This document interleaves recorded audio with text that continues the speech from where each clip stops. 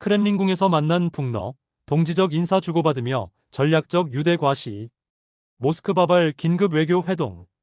트럼프 방한 이틀 앞두고 이뤄진 타이밍. 10월 27일 오후 러시아 모스크바 크렘린궁의 한 회의실 문이 열렸다. 북한의 최선희 외무상이 블라디미르 푸틴 러시아 대통령과 마주 앉았다. 북한 관영 매체가 전한 이날 회담의 분위기는 예사롭지 않았다. 최 외무상은 김정은 국무위원장이 보내는 가장 뜨거운 동지적 인사를 푸틴에게 전했고, 푸틴은 김 위원장에게 따뜻한 인사를 돌려달라고 부탁했다. 냉전 시대를 연상케 하는 수사들이 다시 등장한 것이다. 이번 회담은 사전에 치밀하게 준비된 것으로 보인다. 최 외무상은 푸틴을 만나기 전 러시아 외무장관 세르게이 라브로프와 먼저 회담을 가졌다. 외교 수장끼리 실무를 조율한 뒤 정상급 회동으로 이어지는 전형적인 외교 수순이었다. 양측은 회담에서 조마이너스로 관계를 부단히 강화 발전시켜 나가기 위한 앞으로의 많은 사업들에 대해 논의했으며 훌륭한 담화가 진행됐다고 자평했다. 공식 보도문은 더욱 의미심장했다. 두 나라의 관심사로 되는 주요 국제 현안들과 관련한 외교적 조정, 건설적이며 유익한 전략적 의사소통이라는 표현이 등장했고, 토의된 모든 문제들에서 견해일치를 이룩했다는 문구가 명시됐다.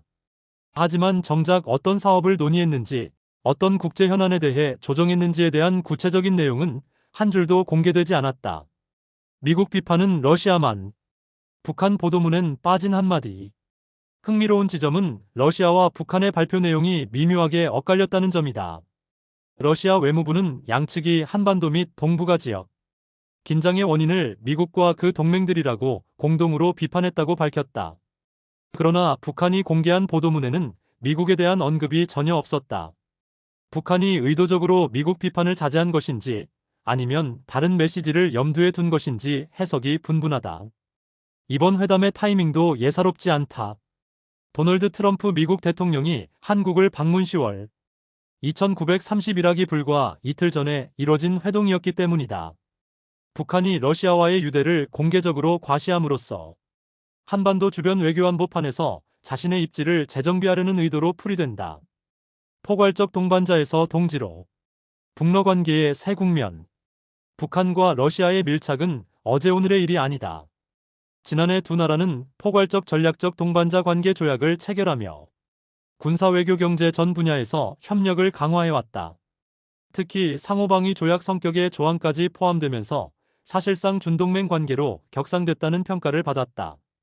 우크라이나 사태 이후 국제사회에서 고립을 겪고 있는 러시아와 핵미사일 개발로 대북 제재를 받아온 북한은 서로에게 전략적 가치를 발견한 셈이다.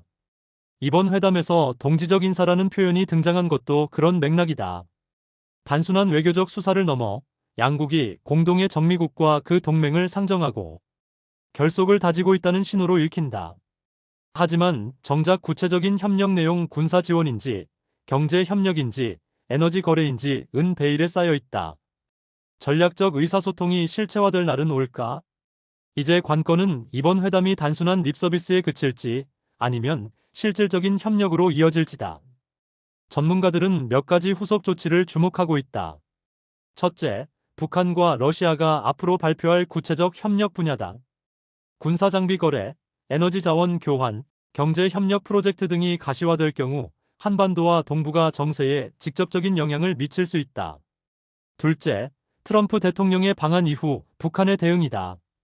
미국과 한국이 어떤 메시지를 내놓느냐에 따라 북한이 러시아 카드를 어떻게 활용할지 가늠할 수 있다. 셋째, 러시아가 한반도 문제에 얼마나 적극적으로 개입할지 여부다. 러시아가 북한의 후견인 역할을 자처할 경우 한반도를 둘러싼 외교 구도는 더욱 복잡해질 수밖에 없다. 크렘린궁에서 오간 뜨거운 동지적 인사가 단순한 외교 레토릭에 그칠지 아니면 새로운 지정학적 연대의 시작을 알리는 신호탄이 될지 그 답은 앞으로의 행보에 달려 있다.